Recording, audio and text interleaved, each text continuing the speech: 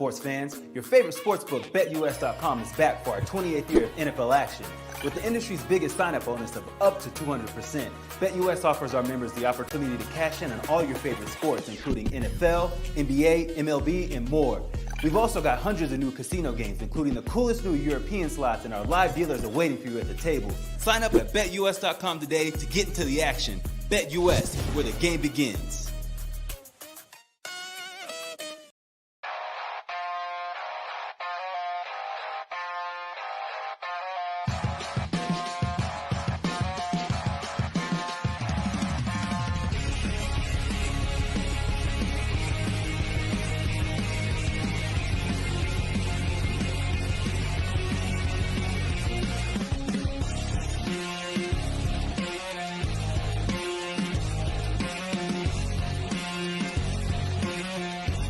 And now, broadcasting live from Las Vegas, the Snake Sports Talk Show with Jake Silva starts now.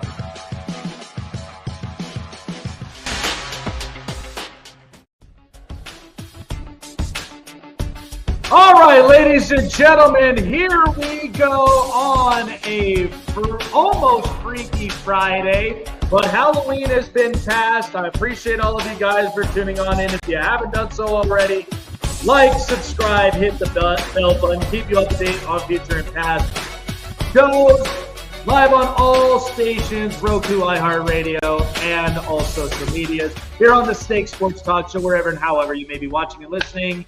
Chase, we got some interesting stuff this weekend. Week 9, sir. And listen, New York sports needed something good last night, and they did indeed with the Jets beating the Texans. Yes, it was sad against the Yankees, but we got all that here coming for you. Going to be talking a little bit of our World Series champions, the Dodgers. We're going to talk a little bit about that. But then we got to talk about what the state of Ohio State is going to be against Penn State this weekend, because that's going to be a big game shaping up for all the teams right now ranked up trying to get into the playoffs.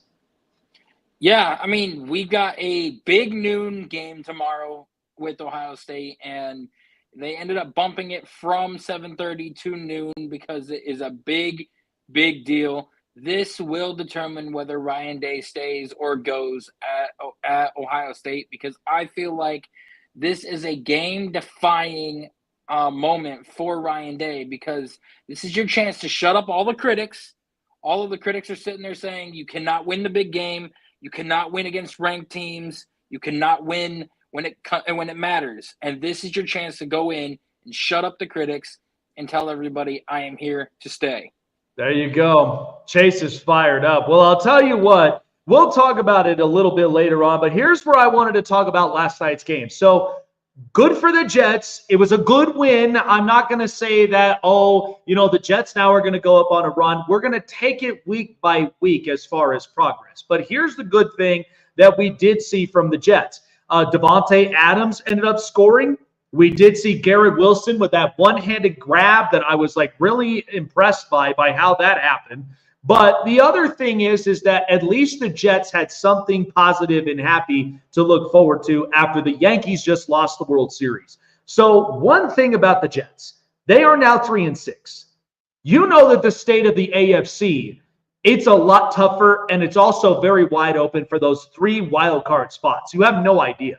I mean, you already know right now who your division leaders are. You got Kansas City, you got Buffalo.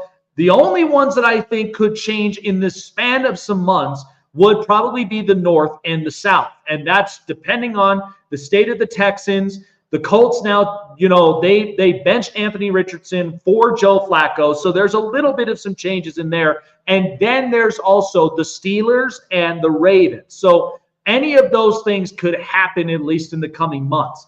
But the Jets right now, the only thing that you should be thinking about is potentially with what those 3 spots may look like.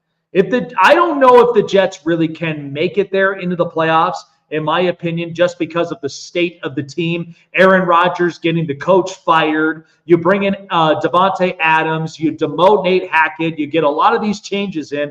And you know what's funny? By the start of the game, everybody in MetLife Stadium was basically screaming out, sell the team. That's what it was last night in the atmosphere in MetLife. They wanted Woody Johnson to sell the team. Can you blame him? Woody Johnson's basically sitting there and just allowing this to happen with Aaron Rodgers. Aaron's taking over the team.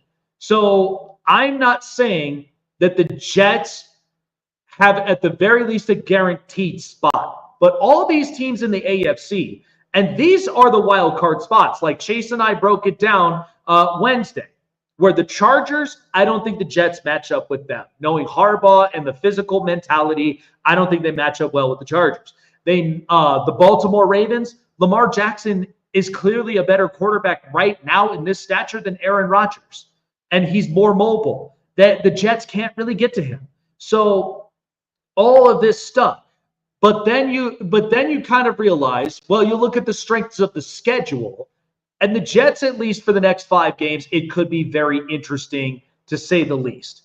Because these next 5 games, after they just beat the Texans, they've got the Cardinals, the Colts, the Seahawks, the Dolphins, and the Jaguars.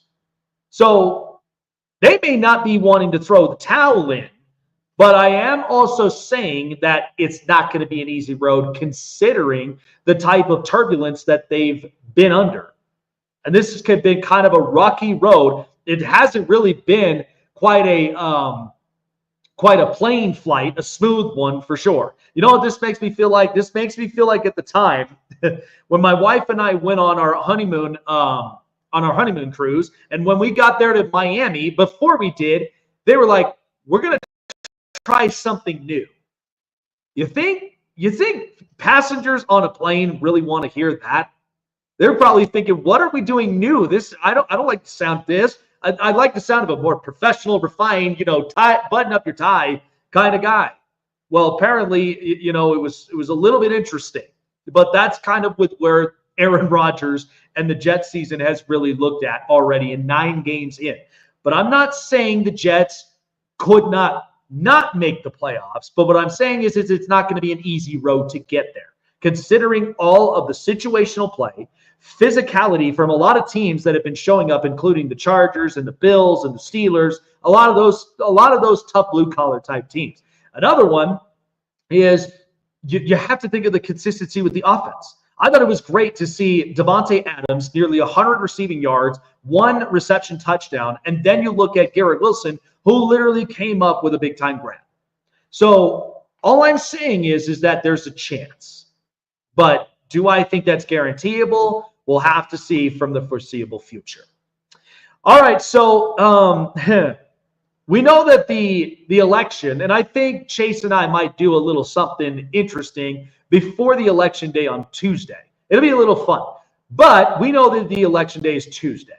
All right? And so already, everybody in LA County has already gotten the party started with the LA Dodgers. I've already heard it all over the television. LA's on fire. Everybody's all, patrolling and looting and like all the rest of this stuff.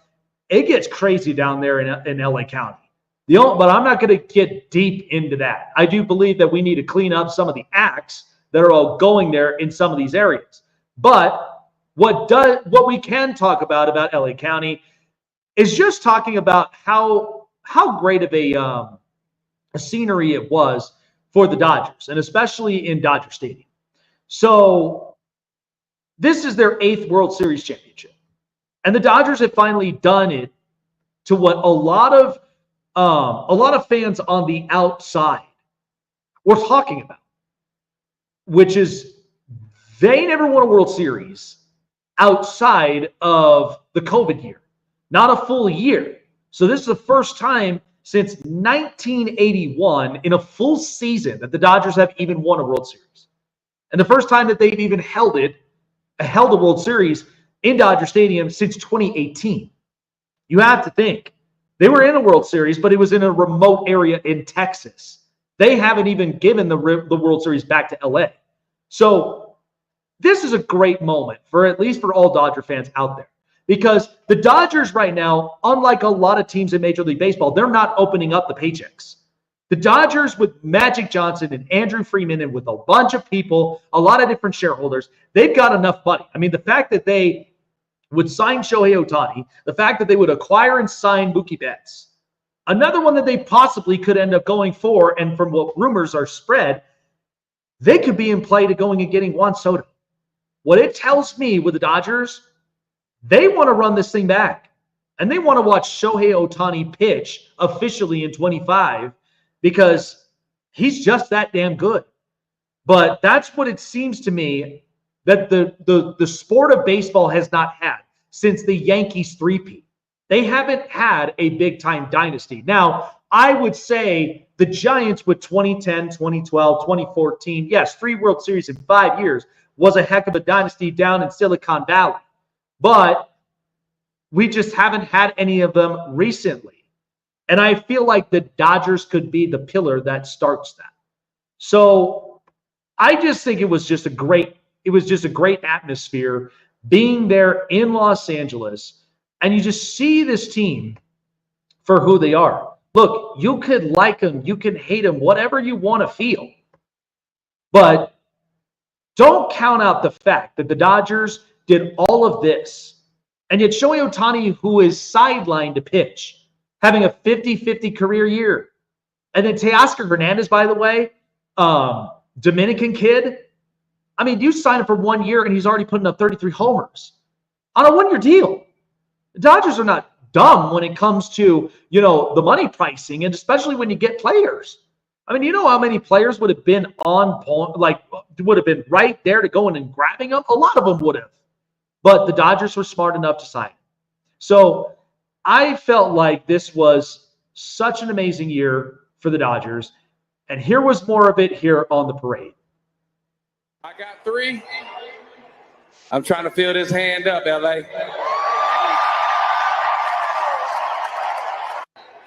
I got. This is so special moment for me. And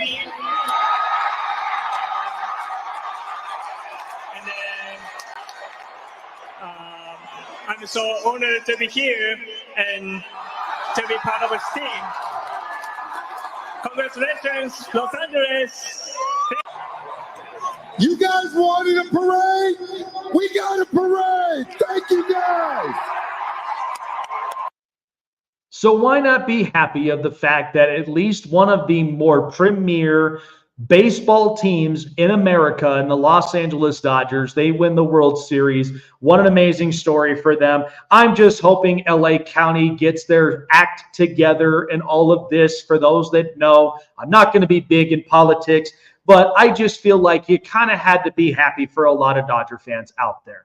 I mean, I will tell you, and bringing Chase up on here, but my family have been diehard Dodger fans outside of my mother, who's been a Yankee fan since she's from New York. But when I think about this, I think about my late great-great-grandfather, who I've talked Dodger baseball for a long time. And for years, and we talked about this subject. We talked about how many, at least in his caliber, he was so mad at Tommy Lasorda for a lot of things. But yet Tommy brought in World Series championships, 81, 88. And so it was like, yeah, you could not like the guy, but yet you have a manager that was capable of winning championships. And then you get down the road to where there were only 3 managers from there.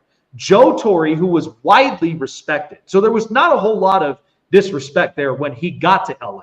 Then there was Don Mattingly, where some of them, like Mattingly was making the postseason, but the problem was he was not getting over the top, kind of drove a lot of Dodger fans nuts.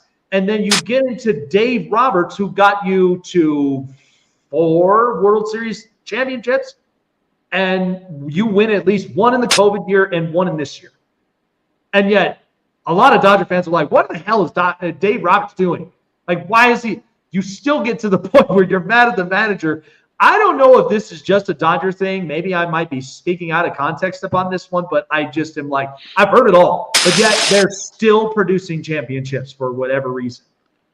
Yeah, it's crazy because being a fan of the Guardians, like, we have one of the best presidents of baseball operations in Chris Antonetti, and then one of the better GMs in Mike Chernoff, who is phenomenal at acquiring talent and building it from the ground up in the minor league system. But the one thing that really irritates the ever-living hell out of me is the fact that a lot of baseball owners out there do not want to spend money. They do not want to spend the money to get the talent there. And the Yankees, the Astros, and the Dodgers are in the World Series or in the playoffs every single year. It's because their owners are willing to spend money. Yeah. And with Paul Dolan, the Guardians are a small market franchise. Paul Dolan has the – I looked it up. They said that he was one of the top 10 richest owners in baseball. He just doesn't want to open his wallet. And, his wife was upset when they had a Hall of Fame game at a World Baseball. And they announced Paul Dolan, and they booed him, and rightfully so. And, how do you expect a lot of these small market teams to compete with teams like the Dodgers, like the Yankees, like the Astros, who's got the money to throw around that can go get a Shohei Ohtani, go get a Juan Soto, go get an Aaron Judge, go get a Zach Wheeler, one of the pitchers.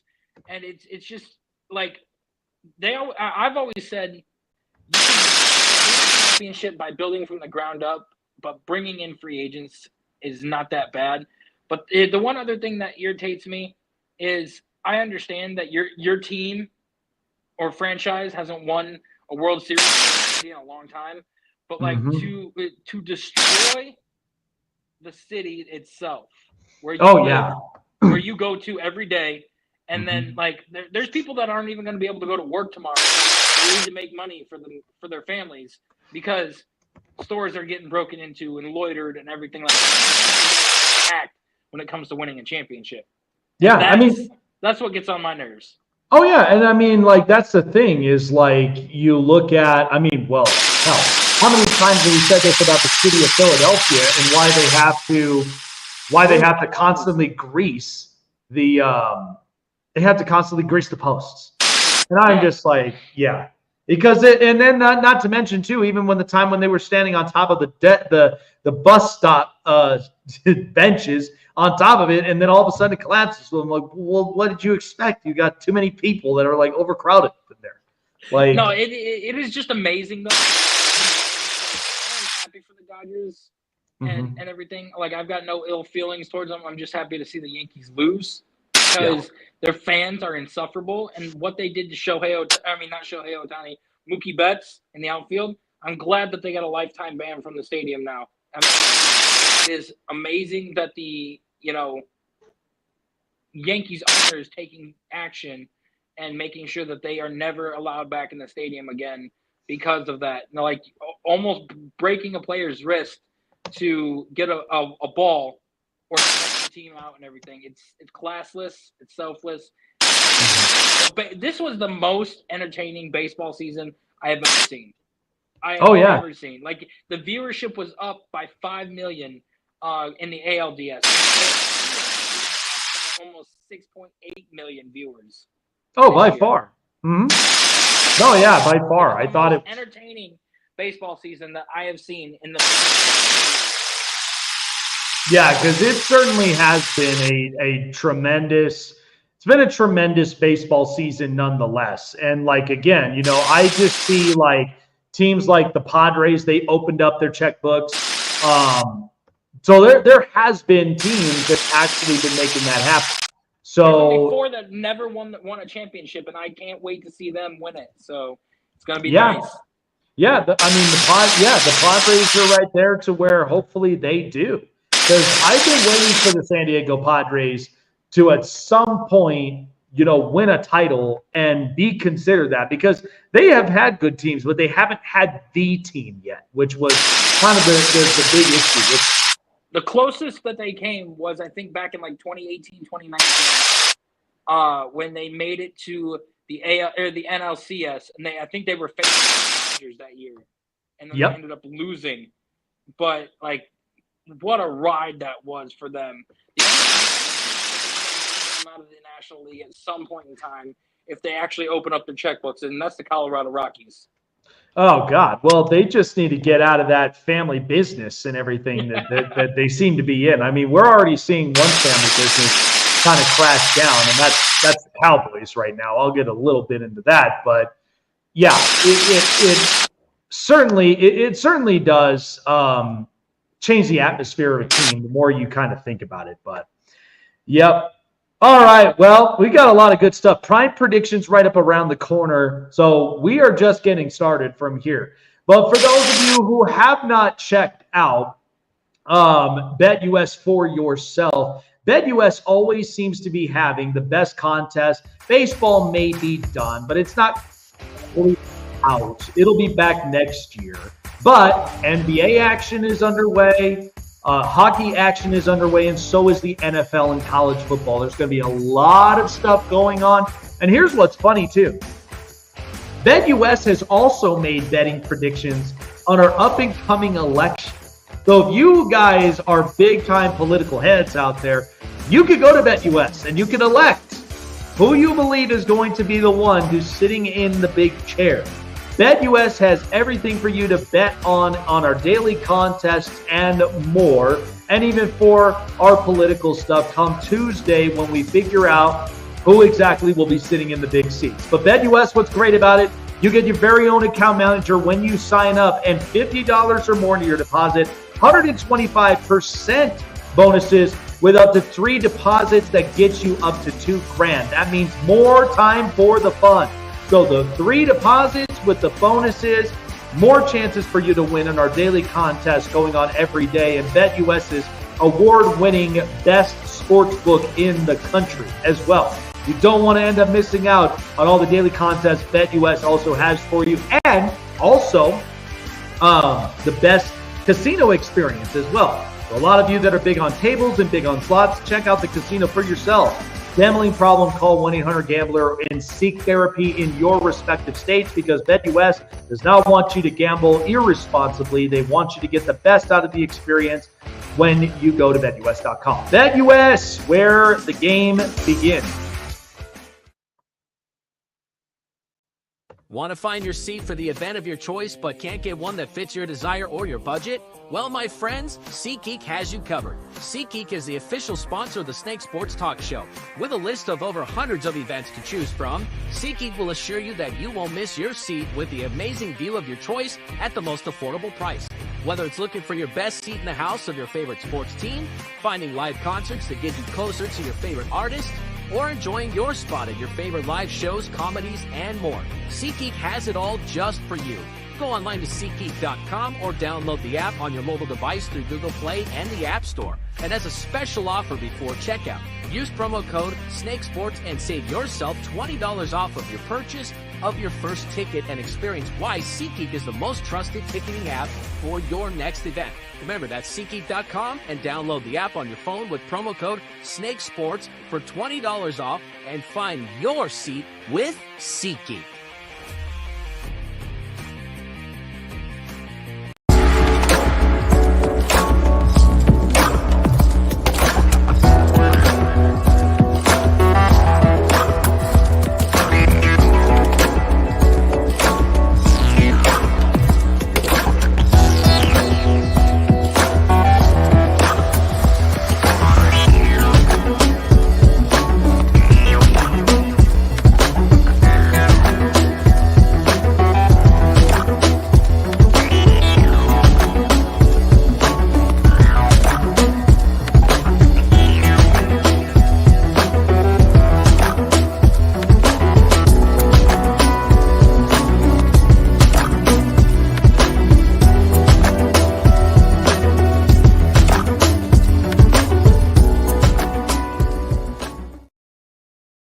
Check out the Con Man live on the Sports Corner, coming to a screen near you, giving you the greatest stories from basketball legends you've never seen before. Sharing their glory, building the toughness, and how they show off their swag. But only one man knows all that, and that's the Con Man. Join Michael Conceição, the Con Man, at the Sports Corner, Fridays at 5 p.m. Eastern, 2 Pacific on Sportsway Network.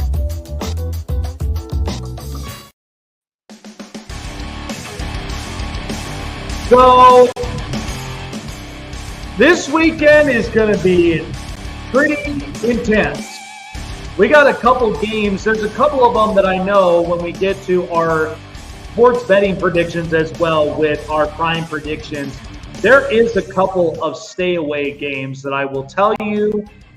I don't know how any of these games are going to honestly look. But one in particular that I think is really, really interesting.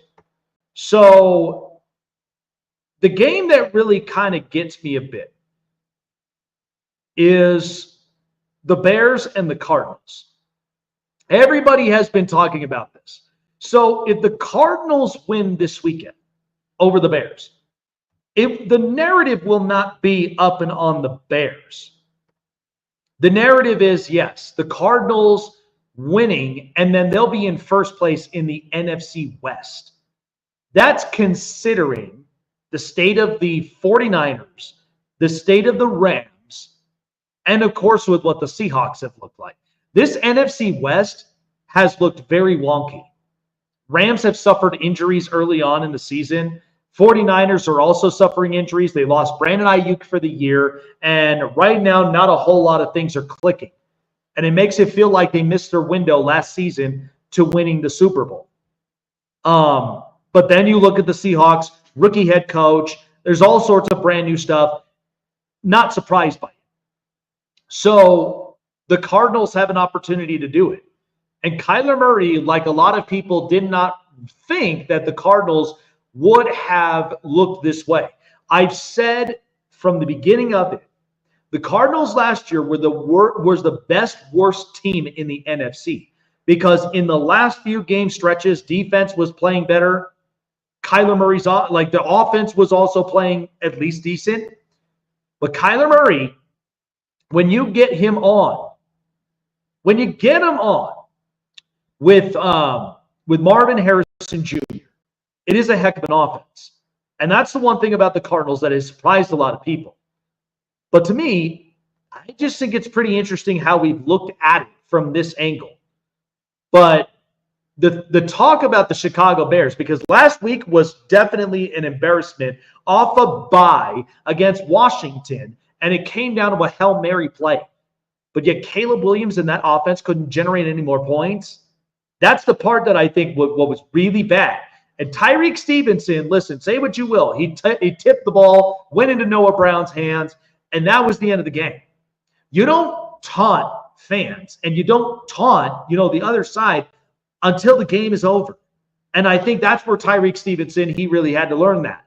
So it's just one of those situations that I think with the Bears and the Cardinals, you're going to figure out with two of those teams that Kyler Murray and the Arizona Cardinals, are they worthy of at least keeping their places in the AFC West or the NFC West because of just the state of how the division has looked for a lot of other teams?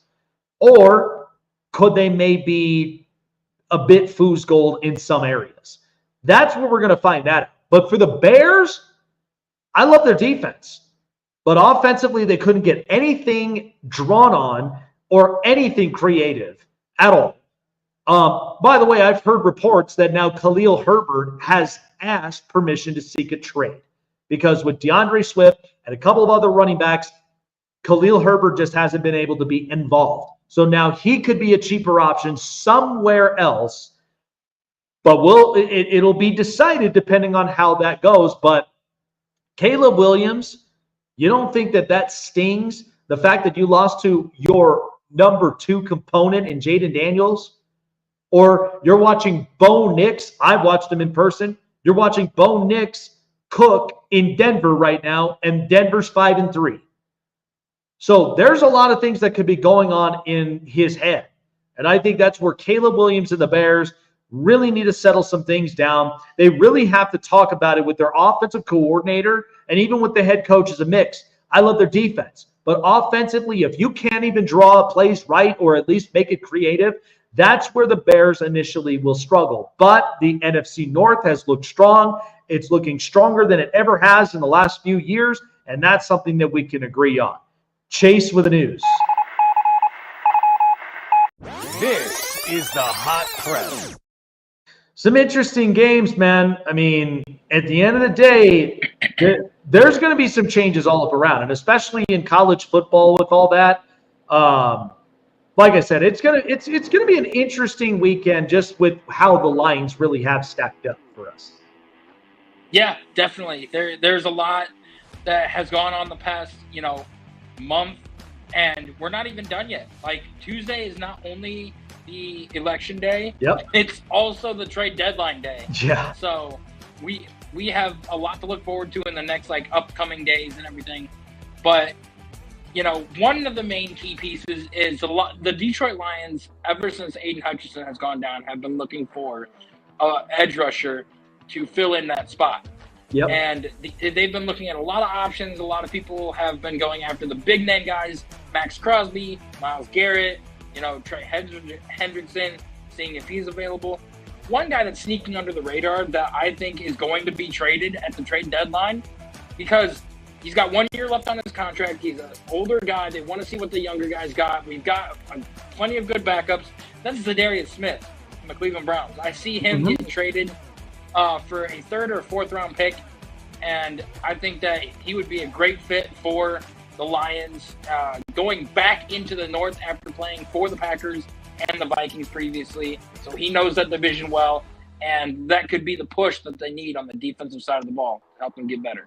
Yeah, you know, and that's the thing about it with some of these edge rushers, is because I think that it's definitely going to be a market. I think if I looked at it from the trade deadline positions, the top 3s that I know for a fact are going to be very marketable is probably offensive weapons. I think it'd be tight end or wide receiver, either one of those.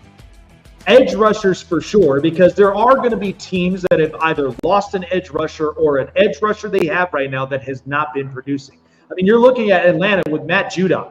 I mean, since he got there, that pass rush only has 6 sacks of the year. That's the entire team. They haven't been able to get to the quarterback as efficiently as we thought that they would have.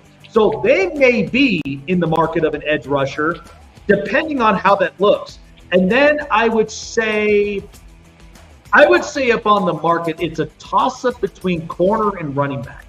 Because Travis Etienne and I would say in a set, because, I mean, Alvin Kamara is not moving anywhere now after he got the contract extension, which I don't understand that. But I think Travis Etienne, there could be another one. And even with Khalil Herbert asking for a trade, there are some serviceable guys that are up out there in those positions. But I also do think there's about 2 or 3 corners in this league that I think could get traded as well.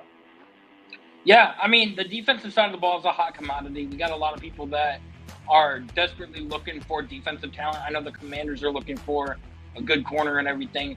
Yep. Don't be shocked if we see a couple offensive linemen get traded from different teams to other ones that need like the pass protectors, because, you know, again, teams like the Commanders, like the Patriots, the Houston Texans, what we saw last night. Oh, yeah. 8 sacks in a single game, and now having the most sacks on the season.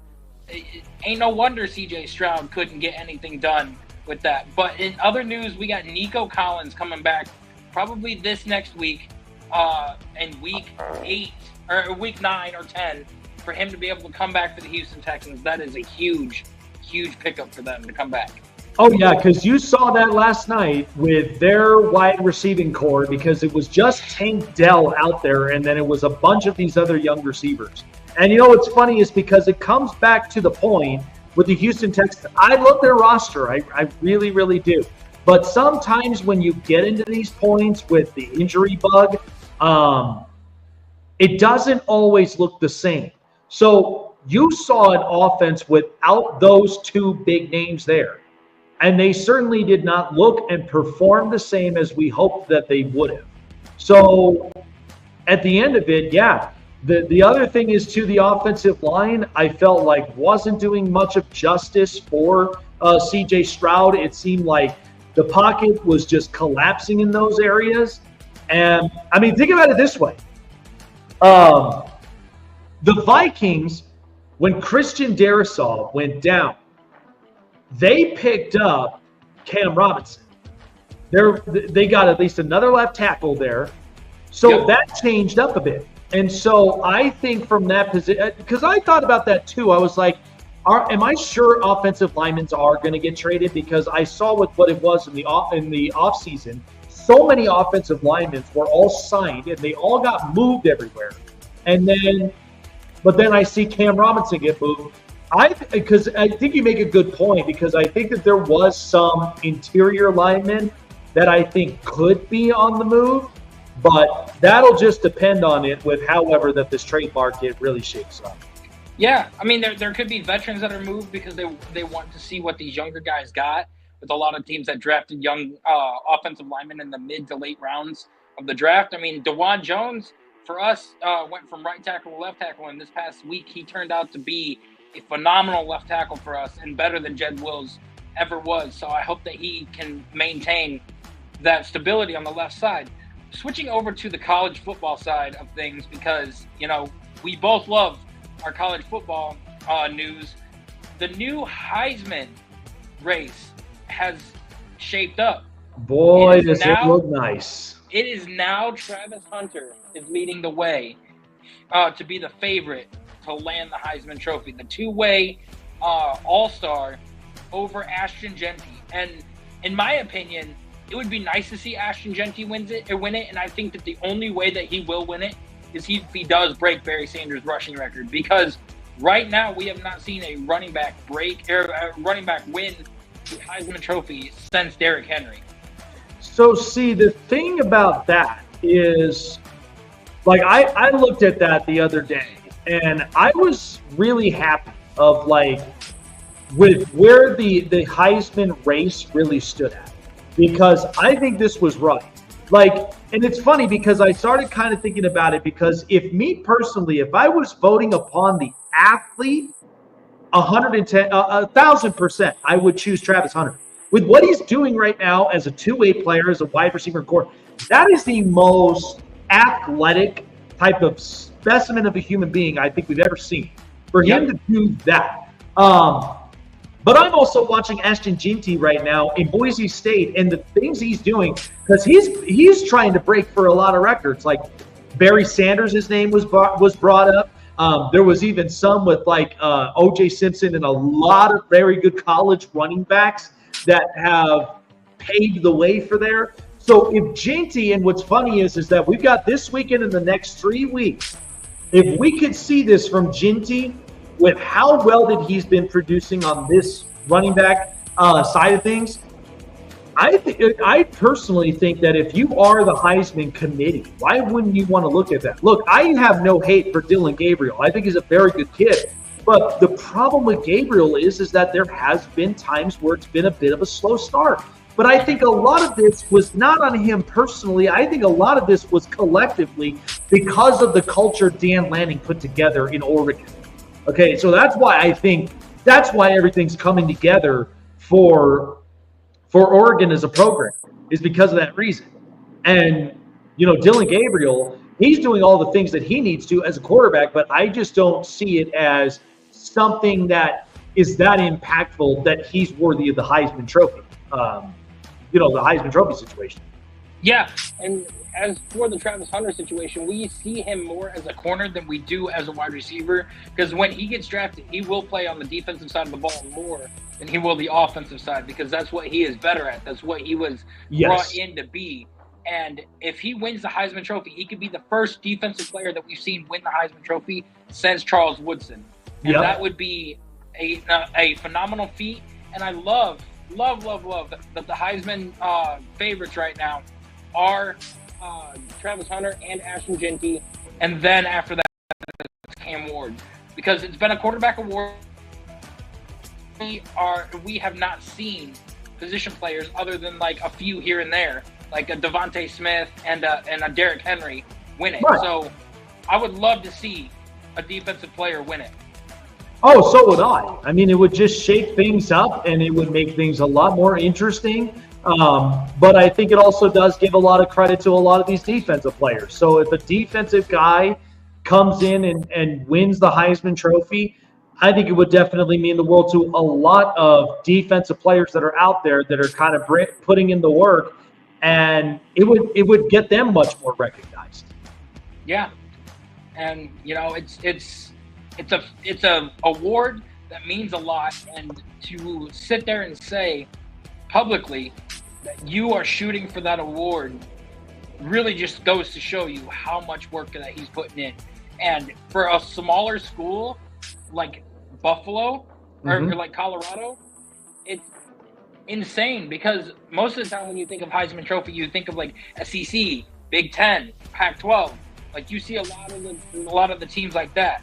You never see like a Colorado Buffalo player at the top of that list. So, Travis Hunter, if he can keep going on both sides of the ball and keep putting up the numbers, he's got no doubt about it that he'll win that Heisman Trophy. Oh, most definitely. It's going to be an interesting tail end of the year, but yeah, even when I look at just the state of some of these teams, it's going to be very good competition. But yeah, I think at the end of the day, he's more worthy to honestly win this. But again, I wouldn't even be shutting the door on Ginty if it really does kind of get to that point too. The only way I can see Ginty winning it is if he does something that we have not seen from a running back in quite some time, because he's put up 350-yard games this year, and if he can do that at least 3 times in the next 5-6 weeks, then we could potentially see our first 3,000-yard rusher in college football. Yeah, no, we would, and that would be, like I said, it's been a long time coming. So that would be much more interesting to see that as well. Yep. All right. Well, there you have it. Chase with the news. There. All right.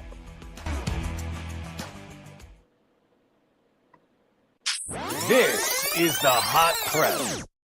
All right, so kind of going through our picks from here. It's going to be interesting, though, but I do believe with Week 9 and the way that things have shaped up, it's going to be interesting. So Week 9 prime predictions, here we go.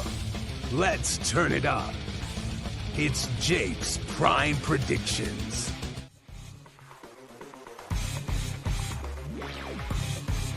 All right, so looking at this particular game between the Cowboys and the Falcons. So a lot of people don't believe that the Falcons, because of the way that they perform, would honestly be a better team. I fail to differ from here. Listen, I know the Falcons haven't been able to get a lot of sacks. They have 6 sacks of the year. But the only thing of it is that the Falcons secondary, with Justin Simmons and with Jesse Bates, everyone in company, they all have been doing their roles. They've been pass defending. They've been a type of team that have been getting into a lot of these hard-nosed matches. But I think the Falcons may be capable of doing this against the Dallas Cowboys. Listen, the Cowboys, you limit the rush, and you also make the pocket uncomfortable for Dak Prescott. The Cowboys, honestly, are just going to show. I'll take the Falcons here and the -3 and take the win 24-20 at home. So an in-division rival matchup between Tua and the Dolphins and against Josh Allen and the Bills. You bet I'm going to take the Bills here at home. Listen, the Dolphins right now, they are just fighting for their life right now. Tua, since coming back from the injury, we know that the Dolphins have not looked as sound. But the Bills right now, they have been on a complete fight to where they're running the ball efficiently. They're also trying to get into a lot of offensive components, Keon Coleman, Khalil Shakir, and even with Amari Cooper. Now, the Bills, it might be a test with them with being up at home, but we know that they've beaten Miami last time in Thursday Night Football on the road. But I think at home, I think the Bills are capable of doing business against the Dolphins. I'll take them here to win at home. Not going to be as comfortable, but it is going to be as challenging, 27-20. All right, so this is an interesting game for me, but as far as the point differentials, I'm going to take the Raiders plus 7.5. Listen, this is a game on the road, and there's been a bunch of high-end picks that I do not enjoy as much. But the Raiders one seems a little bit interesting to me because considering the fact Joe Burrow, outside of what the team's performances has looked like, is having an MVP caliber year, but it has not shaped up to the team's performances. The Raiders right now is needing something. They need something to get going. Now, if you look at it against the Chiefs last week, they only lost by 7 points. I may end up getting the point margin from their right. If the Raiders go in and they basically fight, and they kind of keep it close. Now, I'm going to take the Bengals to win this game, but if I'm looking at it from betting margins, I will take the Raiders 7.5 and give me a 27-23 win for Cincinnati at home. Well, Chase and I have really been waiting for this kind of matchup, in particular, the Chargers and the Browns. But you know what? I know a lot of you are throwing your pom-poms up. Jameis Winston looks great. Looks like the offense is getting back on track. I'm going to take the Chargers here at -1. At least it's a 1-point margin. But here's the thing you've also got to understand. The Chargers defense already in some of these categories, they're number 1 in scoring defense. They are also a team that has yet to give up a 20-point game against a certain opponent. They are the only team to not do that this year. They are also the team that has less than 10 touchdowns scored against them. This defense looks legit. Now, pass defense might not be kind of the same similar answer. Christian Fulton is out. But I do believe, though, that the secondaries and what Jim Harbaugh has been able to do, get physical, keep the time of possession on your side. I like what the Browns looked like last weekend. But last weekend was an emotional game for the Browns because it was against the Baltimore Ravens. Sometimes when teams win emotional games, they don't quite look the same in the next week. I'm going to take the Chargers here at -1 and give me a score of 27-24 on the road just before the trade deadline. I'm not even going to speak much of this game because it looks more like a snooze fest, but I'm going to take the Patriots at +3. As of right now, Tennessee, it looks like an absolute dumpster fire for whatever reason. And then at the same time, so is New England. But New England is rebuilding in the same instances. But right now, when I look at the Titans, there's just so much bad that I look at more than good. Because the Titans right now haven't really clicked up offensively. Will Levis right now has not looked like himself. But the Patriots, though, have a positive future to look forward to for Drake May. I think this will be an interesting game. It's a stay-away game for me because of how it looked like. But I take the +3. Patriots win 23-20 on the road.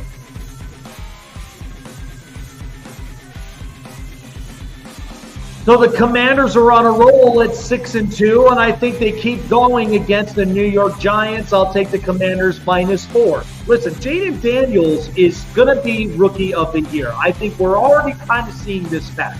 Jaden Daniels is capable of running out the pocket, creating space, but he's also very capable of getting short completions. His completion percentage right now is the best amongst all rookies. And he's also somebody that has been much more poised, much more accurate, and much more focused in the pocket than what I thought Caleb Williams was last weekend. And what's funny about it is some of the defensive components for the Washington Commanders really did come alive for them. But I do believe the Commanders need to make a move right now to get corner, because right now that is one position in the secondary that kind of shakes it up a bit. I'll take the Commanders, though, because they are getting a bit of a break against their division rival, 27-21 on the road. Commanders win it big against the Giants. All right, so the Saints, of course, they came away with a loss against the Chargers last week. They're not going to lose this week, knowing they're playing the Carolina Panthers. I'll take them -7. Now, Alvin Kamara, however, during that game, he was coming alive, whether it was rushing up on the ground or he was also getting some pass-catching situations. I think in this particular type of game, because Carolina just really hasn't changed a whole lot, I do believe that Kamara is going to feast. The last time these two met, the Saints put up a 40-burger against the Carolina Panthers. It was so bad. But I do believe, though, that the Saints, they get back up on track. I'll take them to win here 27-17 on the road in Carolina. Tough matchup indeed, because the fact that the Ravens are pissed over a emotional division rival loss. They've got the Broncos. I don't like the point margin at 9.5. I'm going to take the Broncos plus 9.5. Listen, I watched the Broncos defense in person last Sunday, and kudos to a lot of Bronco fans that were up out there getting support on the show. But here's the thing about the Broncos defense. What I took away out of that game against Carolina, yes, it was Carolina. It's not Baltimore. But Riley Moss, Patrick Surtain, Nick Benito, and a couple of others who were very, very good on that front offensive line. They definitely can be on one and stop a quarterback in their tracks and end up getting some big-time stops. Now, I know a lot of people kind of take the Broncos a bit, kind of with what Indiana looks like right now in college football, that they haven't faced against a tough opponent yet. But the Broncos are, in fact, the type of team that when Bo Nix gets slowly cooking like this and gets completions, Bo Nix is actually a very good, capable. He looks like a veteran quarterback. So that's usually what happens. Slow cook, get the pass game, get connected, and then that's when Sean Payton coaches at his best. I do believe this might be kind of interesting. Raven fans might not like me here, but I think this will be an interesting point margin with 9.5. I will take Denver to go into M&T Bank Stadium and get the win 24-23. All right, so the Eagles now, after just controlling their destiny, and by the way, doesn't Nick Sirianni look different than Sirianni has in the earliest of the season? I'm going to take the Eagles to win at -8. Here's my thing about Philadelphia. Defensively, Vic Fangio, Cooper DeJean, and Quinion Mitchell, the two rookies out there, holy cow, have they finally arrived. That defense looks much, much better than the defense that I saw early in the year. So the Eagles right now, they are riding this ship to where A.J. Brown, Devontae Smith, and Jalen Hurts, by the way, looks a lot better. He's not very turnover prone this time. I think in the last couple of weeks, they've cleaned up some stuff. I also do think that they vocalized a lot of things that were going wrong. I'll take the Eagles here against the Jags, 28-17 comfortably at home. I know not a lot of people really like the performance from the Chicago Bears, but I'm not sold on the Arizona Cardinals either. I'm going to take the Panthers. I'm going to take the Bears at +1. Here's my thing with Chicago. Chicago off a bye that was really, really bad. But sometimes when you get into a position where you get embarrassed like that, you're going to want to play better the next week. Now, Caleb Williams and company, they need to get the offense going, but I love with what the defense has done. Defense, by the way, really limited the Commanders, if you really think about it, before that Hail Mary. It got all the way to the end, which was very unfortunate. But the Bears' defense is very legit. I just don't think that with Kyler Murray, he's going to be able to deal with that kind of I don't think he's going to deal with that kind of duress very lightly. I'm going to take Chicago on the road and win this game 24-23. Now, this is probably the game of the week here, the Lions and the Packers. I'm going to take the Lions at -3 here. So the Lions are right now playing in prove it mode right now because the fact that no Aiden Hutchinson, no problem. Their offensive game plan has been spectacular. And Jared Goff, by the way, in a very comfortable situation, boy, has he looked good. And Jared Goff, to me personally, is putting up MVP caliber numbers that are worthy enough that the Lions have been playing better football. Now, I do believe with the run game and how everything is going to be shaping up. Now, it is a tougher opponent in Green Bay, and you're on the road in Lambeau, so it may not be as easy as it comes, but I will still take the Detroit Lions knowing with how things have shaped up. I like the Packers, I do, but I think it's going to be one of those emotional divisional rival games. Give me the Lions here in Lambeau, 27-23. All right, so the Rams are on the road against the Seattle Seahawks. I'm going to take the LA Rams here at -1. The thing that I saw from last Thursday's game that was very important to know, Cooper Kupp looked good. Puka Nacua, since coming back from injury, it doesn't seem like he missed a step. And then now you're facing off against a division rival in the Seattle Seahawks, which right now haven't quite found their consistency. And that's been a problem for the Seahawks. Okay, if you're not finding consistency, that's going to be an issue moving forward. But the Rams, when they get a lot of these guys back and healthy, I like with where they stand on it. I will take the Rams here on the road in Seattle, winning 24-20. All right, so the Colts and the Vikings with Joe Flacco now in quarterback doesn't change how I feel about the team. I'm going to take the Vikings at -5.5. I do believe, though, it is important for the Vikings for a few reasons because they were coming off that loss and they need to get the offense back up on track. Defensively, with Brian Flores, and with the way that things have really shaped up for the Vikings defense as a whole by the start of the season, this is one that's going to be very important for both these teams in particular because the Colts want a chance to get back into the playoff picture and not come away with a loss. But I do believe that the Minnesota Vikings will fix up a lot of their stuff. I'll take them here to win 28-21 at home. But I do believe, though, Joe Flacco might leave a couple dents on this Vikings defense.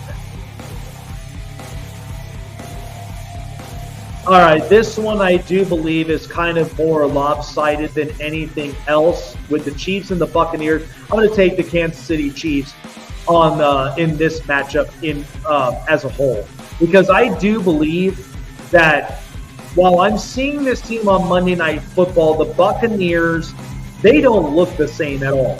And without Mike Evans and company, that's a totally different offense. So you're trusting now a Jalen McMillan, the rookie from Washington, to now have to do all of the receiving deals. That is going to be really extremely hard for me to kind of get behind. Because I do believe, though, that Tampa and Baker Mayfield have had such a great year. But I don't think in this particular spot, when you're on the road in Arrowhead, do I feel like that's easy to really kind of come around. So I'll take the Chiefs at 9.5, and I'll get a final score in Arrowhead. It's going to be loud as all hell. I just think it's going to be a young team, not quite prepared, not quite ready, injury prone. 30-20, Chiefs win, and they improve to 8-0. And that there, prime predictions.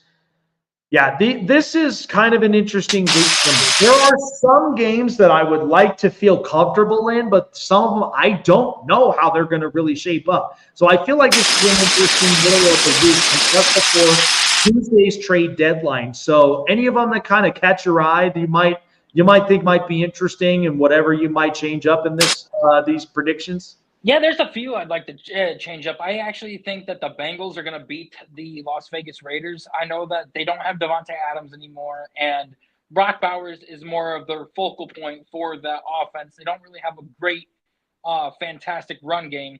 Well, that's what I say. I think the Bengals will win this game. I thought you said Las Vegas. No, I just didn't like the point margin at 7.5 because when you get into some of these games, like I tried this with the Bengals before. It didn't work. And that's where I was like, I don't quite trust that money line because there was a bunch of it that I was just like, I don't even think that's that guaranteed. Yeah, and you said that you chose the Patriots to beat the Titans. I'm actually choosing the Titans to beat the Patriots just because they went into the Lions game with the number one defense in the league. And obviously it didn't look like it. But with the Patriots, it's looking more and more like Drake May is going to play this week. Going up against a rookie quarterback and everything, and you're going to feel a lot more confident, especially knowing that team itself does not have a whole lot of weapons to work with. And if Will Levis, if he is starting, because I don't know if it's going to be Levis or if it's going to be Rudolph, but whoever's starting for that Tennessee Titans game, you're going to feel a lot more comfortable going into that game knowing that you've been against them and knowing that defense is going to step back up and play better because you're playing a far inferior opponent. That I would go against would be the Jags winning against the Philadelphia Eagles. That is my upset of the week. Wow. It is the upset of the week because with Christian Kirk out, that's going to give Brian Thomas a lot more looks in the backfield and everything. And I think that they are going to now realize that Tank Bigsby is a key piece to this offense, and moving him and rotating him and ETN in and out, it's going to start opening up the gaps a little bit more. And that Jags front seven is no joke. They are a lot better than what people think. They can get after the quarterback, and if they can pressure Jalen Hurts and not let him get his throws off, and they can stop Saquon Barkley, they have a chance of winning that game. I've got, and I'm with you on the Rams and the Seahawks. Like, Puka Nacua injured himself at practice again this week, so it's going to be a Cooper Kupp show. And the Seahawks are going to be without DK for the second straight week in a row. And it's going to be a toss-up for that game to see what's going on. And my last upset that I've got the Indianapolis Colts beating the Minnesota Vikings, just because 9 times out of 10, when you've got a team that either switches their head coach or switches their quarterback mid-season, you in the very next game usually goes in favor of the team that made that switch. The veteran guy that he is with the offensive talent that the Colts do have, I feel like he is going to rip that, even though they are a dominant unit. It is going to depend, though, on how Kevin O'Connell can now incorporate TJ Hockenson into the mix now that he is back. Yeah, no, that's true, too. Well, here's the thing. When you change the head coach, I mean, that is true. But unless you're the New York Jets, might not really favor too well. But, nonetheless, I do think you get the offense back on track with the Colts because, I mean, think about it. I mean, they got A.D. Mitchell, Michael Pittman, Josh Downs, and Jonathan Taylor. Well, Downs is this is not a terrible offense. Like, they have components, and I think that was where the problem initiated is because Anthony Richardson went backwards. So that's why I think, when you get Joe Flacco in here, this better than anybody. He will get an offense back on track. And I think with what Shane Steichen's able to do, I don't believe it's the coaching problem. I just think it was really like Richardson was just not prepared. I think if you take a year off and you really learn this, maybe he gets better at it. But there have been quarterbacks in the past that we've seen this happen to. But yeah, I think Drew Brees with Doug Flutie. Michael Vick didn't start until his third season. Yep. Drew Brees didn't start right away. Aaron Rodgers didn't start right away. And the fact that Drew Brees got benched for a 40-year-old quarterback said that he was thrown out the pasture to here, go fend for yourself. Got a career resurgence in New Orleans. And then the same thing with Sam Darnold. Look at him. He was thrown out the pasture and thrown to the Wolves, and he's gotten a career resurgence in Minnesota right now with Kevin O'Connell. So this isn't the end for Anthony Richardson. I think that if he just takes time, processes the game, see how a veteran quarterback can operate the system, see how you're supposed to run a team and run it with the NFL, I think that you'll be a lot more capable quarterback starting. Yeah, that's right. Well, I will tell you, it's been a great week. It's been a great week, though. But I will tell you, I know you're currently holding your breath right now for tomorrow because of Ohio State and Penn State. But Alabama and LSU, that's another important game because Bama can't afford to lose that either because the fact that Kalen DeBoer, he's already lost to Tennessee and he's already lost to Vanderbilt. And it's not the similar kind of, Alabama team. And I think that's what's been kind of frustrating for a lot of Bama fans. It's because it's not Nick Saban. Saban had a different type of philosophy there that I think Kalen DeBoer is just trying to get into his own. But he can't afford to lose that game against LSU. And I think that's where I'm watching teams from 8 to 12 that could very much make a twisty turn for the entirety of the college football picture. Because honestly, BYU goes down, and I had a conversation with people on this. If BYU goes down, they may be out. Like that's just kind of with where the committee stands. Because if I look at this correctly with, college football, we're going to at least a quick second on this, but I look at this standing right now from just the top 25. Because right now, like, there's a bunch of teams that we know for a fact could be going. There's teams that I know are going to stay there, and there's teams that are probably going to be moving. So as of right now, the 8 spots you've got Notre Dame, you've got BYU, Texas A&M. I don't see them kind of getting anywhere. I think they're going to be fine. Iowa State and Clemson are another one to look at. But these teams that are outside looking in, I was having a conversation with somebody about Indiana. And a lot of people, what they don't realize is that Indiana has not built a track record of relevancy in the football program. It's mostly in basketball.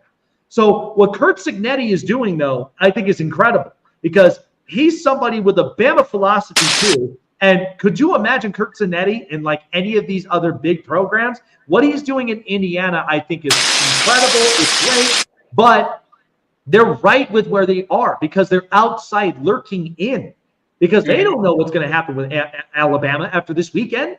They don't know what's going to happen with BYU or with Iowa State or Clemson. Those are some important games from there because I'll be honest with you, Indiana has not faced a tough opponent until they face, because the next 2 weeks, they've got Michigan and Ohio State. I think they could beat Michigan. But then when you go into Ohio State, that I think is going to be hard. Because if Indiana loses that, they could be knocked off pretty quickly. It's faster than most people think. That's just how this committee runs. Because Indiana, the destiny for them to get into the 12, you have to win out all the games, no matter what. And you're crossing your fingers that some of these teams that are in the 8 and the 12, they all lose. Or one of them wins, and yet somehow, some way, it shifts so quickly that other teams might win. Because you know what's funny? Another team that's going through this right now, Boise State. And right now, they're winning 28-0. So that's the part where I know is the one competition that I think they've had a problem with that I'm hoping they get past is Nevada Arena. You recall the last time this team was that legit and they lost was the same year Kellen Moore was quarterback and Colin Kaepernick was quarterback in Nevada Arena. That was the last time that there was ever a big upset. So that's important for Boise. But still, there are teams out there outside lurking in. I mean, that's just how this committee runs. That you don't have because the way it is these fans, what they don't understand is that you're fighting with one of two things. You are fighting from not just the record standpoint.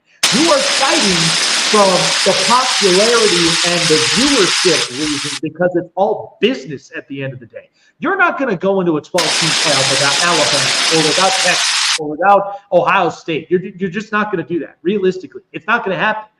You need to have those big branded teams for marketing purposes.